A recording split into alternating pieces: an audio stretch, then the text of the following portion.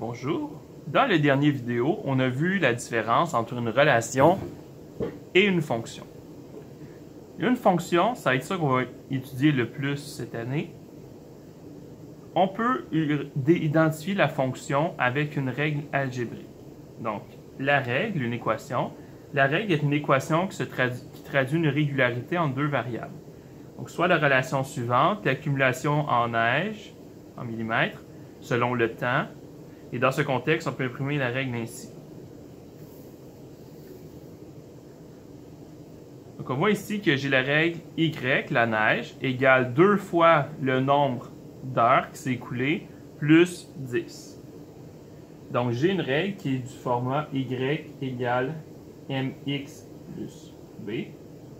Nous allons voir plus tard que c'est une règle qui identifie une droite et que le m, c'est le taux de variation et que le b, c'est la valeur initiale. Donc, on peut représenter la plupart du temps le lien entre deux variables à l'aide d'une équation. Si on a une fonction, au lieu d'écrire y égale mx plus b, on pourrait écrire f de x égale. Donc, quand on écrit f de x, ça nous identifie que nous avons une fonction. La différence entre une règle y égale 2x plus 10 et f de x égale 2x plus 10, pour vous en secondaire 3, il n'y aura presque pas de différence. Okay? C'est juste une façon différente de l'écrire. Par contre, de l'écrire en fonction, ça nous permet de poser des questions intéressantes. Donc, f de x, on lit f de x. f de x égale 2x plus 10. Calculer f de 2. Qu'est-ce que ça veut dire calculer f de 2? Bien, à la place du x, on va mettre 2. Ça veut dire qu'on veut calculer à la place du x, si je mets 2, qu'est-ce que ça me donne? f de 2, c'est égal à 2x. Mais au lieu de x, je vais écrire 2, parce que je remplace x par 2, plus 10. 2 fois 2, 4. 4 plus 10, 14. Donc, j'ai donc que f de 2, c'est égal à 14. On va faire un autre exemple. Si j'ai f de x égale moins 4x plus 6, je vous demande de calculer f de 2. Donc, f de 2, ça va être quoi? On va remplacer x par 2. On va obtenir moins 4, parenthèse, 2 plus 6. J'obtiens donc que f de 2 est égal à moins 4 fois 2, ça devient moins 8. Et moins 8 plus 6, j'obtiens moins 2. Maintenant, si je vous demande de trouver... Donc ici, on cherchait f de 2, c'est combien? Si je vous demande de trouver f de x égale 2. Et donc, x, c'est combien?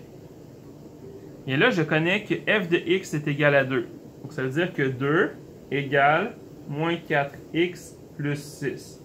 Je vais remplacer f de x par 2 et moi, je cherche quel est le x. Donc, je vais faire moins 6 de chaque côté. J'obtiens moins 4 égale moins 4x. Et donc, 1 est égal à x. Donc, avec une fonction, on peut trouver quelle est la valeur de y, parce que ça, dans le fond, f de x, ça remplace y. Quelle est la valeur de y quand x égale 2, comme ça. Ou on peut se demander quelle est la valeur de x quand y égale 2. Je rappelle que f de x, c'est synonyme, ça ressemble beaucoup à y, en tout cas, c'est pas un synonyme exact dans le sens mathématique, mais pour vous en secondaire 3, le sens est très similaire. Donc, on peut utiliser la notation fonctionnelle pour faire ce genre de petits calculs. Maintenant, je vous avais parlé que ça, c'était l'équation d'une droite, avec un taux de variation et une valeur initiale. On va regarder aujourd'hui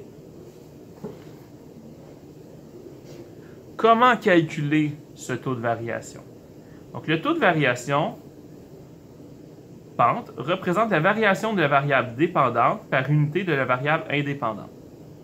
Donc, c'est notre fond, ça nous permet de savoir est-ce que notre droite, elle monte? Est-ce que notre droite, elle est constante? Est-ce que notre droite, elle descend? Est-ce qu'elle monte vite? Est-ce qu'elle monte lentement? Donc, comment est-ce qu'on calcule ça? On dit que le taux de variation, qu'on appelle M, est égal à delta Y sur delta X.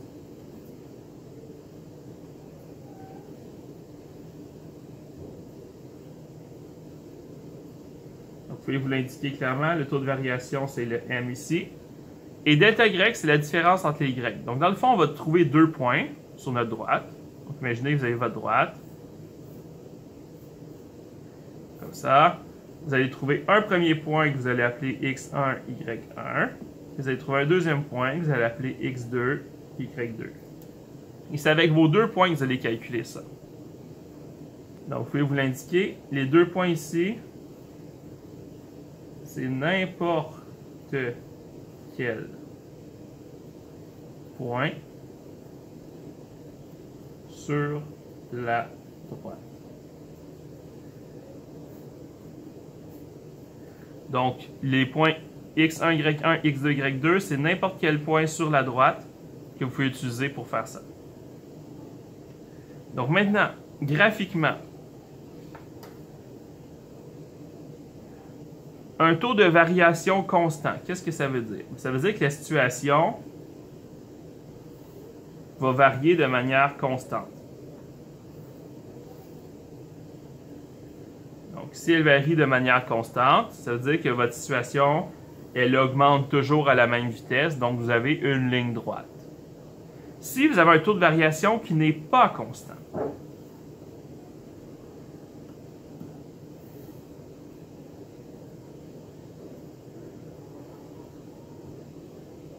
un exemple, dans une épidémie, par exemple, ça se peut que ça augmente comme ça, après ça, ça fait un plateau, après ça, ça augmente. Donc, la variation n'est pas constante. Ce n'est donc pas une ligne droite. Donc, non constant, ça vous indique que ce ne sera pas une ligne droite, votre situation. Tandis que votre taux de variation constant, ça augmente toujours à la même vitesse, donc c'est une ligne droite. Le taux de variation que je vous ai fait calculer ici fonctionne uniquement pour un taux de variation constant. Pour calculer le taux de variation d'une fonction qui n'est non constante, il faudra attendre le cégep pour apprendre les mathématiques nécessaires pour calculer le taux de variation d'une situation qui varie de manière non constante. Donc, un taux de variation, comme ici, se calcule uniquement avec un taux de variation qui est constant. Okay? C'est obligé que ce soit constant, une ligne droite, pour que vous utilisiez ce type de taux de variation, ce type de calcul. Pour calculer ça, vous allez devoir attendre le cégep. Un taux de variation positif. Donc, dans une situation où le taux de variation est constant, une ligne droite, un taux de variation positif nous indique que nous avons une droite qui augmente. Un taux de variation négatif nous indique que nous avons une droite qui descend, diminue, qui est décroissante. Un taux de variation nul nous indique que nous avons une situation qui ne varie pas.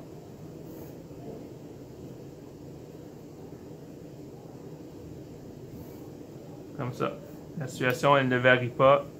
C'est toujours la même.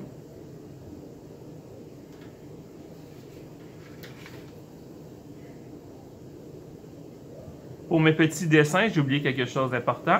On identifie nos axes. Donc, dans tous les cas, je vais dire que c'est X, Y.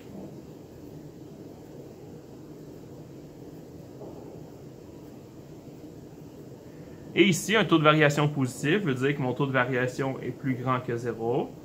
Un taux de variation négatif, ça veut dire que mon taux de variation est plus petit que 0. Et un taux de variation nul veut dire que mon taux de variation est égal à 0. Donc, notez ça comme il faut avec votre règle. C'est très important d'avoir une idée visuelle de l'impact du taux de variation sur votre droite. Nous arrivons ensuite à la page 23. Donc, la page 23, on va faire un exemple du taux de variation ici. Exemple 1. J'ai la droite qui est déjà tracée pour moi et j'ai des points dans la table de valeurs. Donc, on pourrait trouver 2 points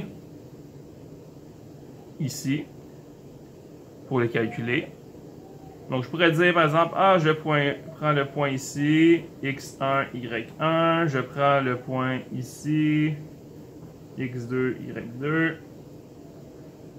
Ou, je pourrais tout simplement aller voir dans ma table de valeurs quel point m'intéresse. Donc, si je regarde dans ma table de valeurs, par exemple, je vais choisir ce point-là et ce point-là, qui sont les deux points que j'ai identifiés ici. Est-ce que j'aurais le droit de choisir d'autres points? Oui. Je vous conseille fortement, une fois que vous avez choisi vos points, vous dire, ça c'est mon point 1, ça c'est mon point 2. Vous identifiez quel point est votre point 1, point 2. Ça va vraiment vous aider. Ensuite, le taux de variation, c'est la différence entre les Y et la différence entre les X et on fait la division. Y2, le Y du point 2, c'est 5. Moins le Y du point 1, c'est 3. Divisé le X du point 2, c'est 2. Moins le X du point 1, c'est 1. 5 moins 3 devient 2. 2 sur 1, ça veut dire que mon taux de variation, c'est 2. Donc, j'ai simplement pris ma table de valeurs, j'ai identifié 1.1, 1.2 et j'ai remplacé dans ma formule au bon endroit. On va faire la même chose avec ça ici. J'ai 2 points. Parfait. Je vais dire que ça, c'est mon point x1, y1. Et ça, c'est mon point x2, y2. Donc, j'ai identifié mes points. Ensuite, je vais calculer. Y du point 2, c'est 7. Moins le y du point 1, 6. Sur le x du point 2, c'est 2. Moins le x du point 1, 0. Ça me donne 1 sur 2. Donc, mon taux de variation, c'est 1/2. Je pourrais aussi dire qu'en nombre décimal, c'est 0,5 comme taux de variation. Mon troisième exemple, j'ai ça ici. J'ai calculé mon taux de variation et après, ça va m'aider à calculer le reste. Donc, mon taux de variation, c'est y2 moins y1 sur x2 moins x1. Donc, si je dis que ça, c'est mon point 1, mon point 2, 70, mon y2, moins 25, qui est mon y du point 1, sur mon x2, qui est 20, moins mon x1, qui est 5. J'obtiens 45 sur 15, et donc mon taux de variation, c'est 3. Qu'est-ce que ça veut dire un taux de variation de 3? Ça veut dire que si j'augmente de 1 en x, je vais augmenter de 3 en y. C'est ça que ça veut dire, un taux de variation de 3. Une augmentation de 1 en x va entraîner une augmentation de 3 en y.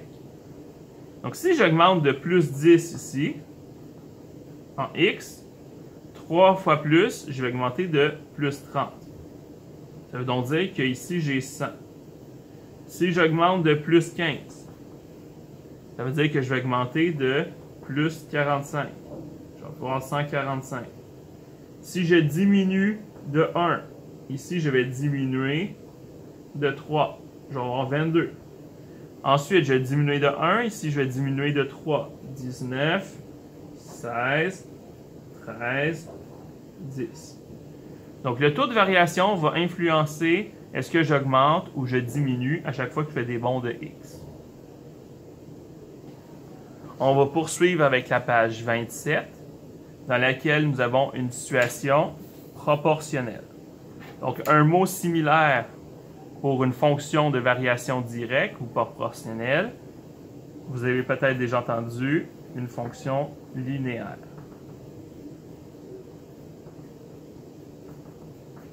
Donc, vous avez aussi la fonction linéaire directe qui est un synonyme. Donc, cette fonction-là en particulier, qu'est-ce qu'elle a de spécial?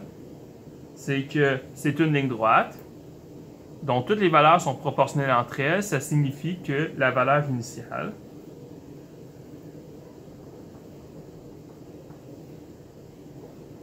est 0. Donc, on sait que la valeur initiale d'une fonction proportionnelle directe variation directe, linéaire directe, c'est 0. Donc ici, j'ai un exemple. Si j'achète 0 litres d'essence, ça va me coûter 0 $. 5 litres va me coûter 6 $. Donc, je vais commencer par faire mon graphique. Je vais avoir la quantité en litres. Je vais avoir le coût en dollars. Je sais que mon taux de variation, c'est Y2 moins Y1 sur X2 moins X1. Donc, je vais avoir 6 moins 0 sur 5 moins 0, ce qui me donne 6 cinquièmes ou 1,2. Pourquoi je sais ça? Parce que je sais que c'est une fonction linéaire directe. C'est une ligne droite qui passe par 0, 0. Et donc, 10 fois 1,2, ça va me donner 12. 10 fois 15 va me donner 18. Après ça, si j'augmente de 5 le nombre de litres, je vais augmenter de 6 le prix, ça va me coûter 24. Et si j'augmente de 5 le nombre de litres, j'ai augmenté de 6 le prix, ça va donner 30 $. Avec ça, je vais faire mon graphique. Donc ici, je vais dire que ça, c'est 5, 10, 15, 20. Et en dollars, je vais dire que c'est 6, 12, 18, 24, 30, 36. Et là, je peux faire un graphique. Donc, à chaque fois que j'augmente de 5 litres, le prix augmente de 6 $. Donc, je peux mettre mes points dans mon graphique et faire ma ligne droite. Donc, ce que j'ai fait, j'ai trouvé un taux de variation. À chaque fois que j'augmente de 5 le nombre de litres, ça veut dire que j'augmente de 6 le prix. Ça me donne un taux de variation de 1,2. Et ensuite, j'ai ça ici.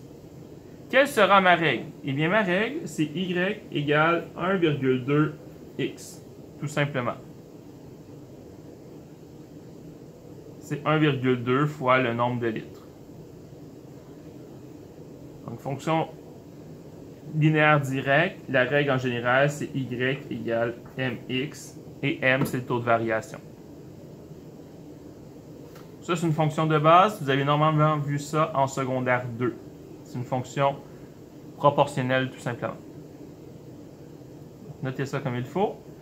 Et on va voir une autre fonction que vous êtes censé avoir vue en secondaire 2, qui est la fonction inverse, aussi appelée inversement proportionnelle ou fonction rationnelle. Donc, encore une fois, on va sûrement voir la version de base de cette fonction. Premièrement, ici, il nous donne un exemple. Ariel a 96 bonbons partagés avec ses amis. On va commencer par identifier les variables. Donc, on ne connaît pas le nombre d'amis.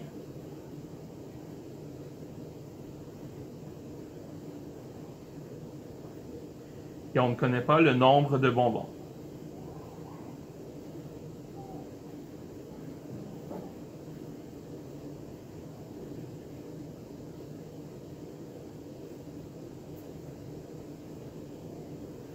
Ensuite, on va faire une table de valeurs avec ça, genre X, Y.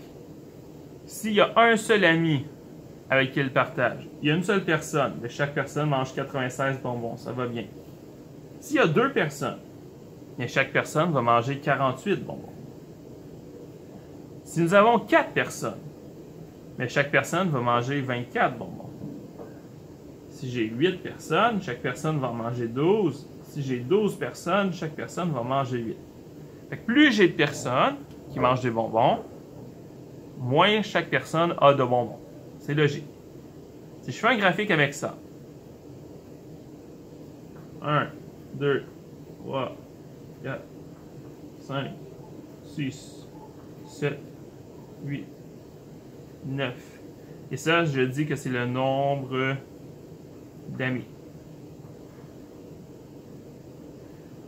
Et ensuite, pour l'axe des Y, je vais aller jusqu'à 96. Donc, moi, j'ai décidé de faire des bonds de 15. 15, 30, 45, 60, 75, 90, 105. Nombre de bonbons. Si je fais un graphique avec ça, une personne reçoit 96 bonbons. Ça serait environ ici. Ensuite, 2 personnes, 58. 48, pardon, ça serait environ ici. Tiens.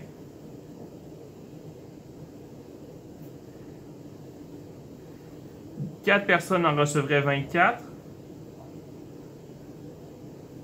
8 personnes en reçoivent 12. Et là, j'ai des points. Est-ce que ça fait une ligne droite, mes points? Pas du tout. Donc ça, c'est une situation inversement proportionnelle. Ça va nous donner une courbe.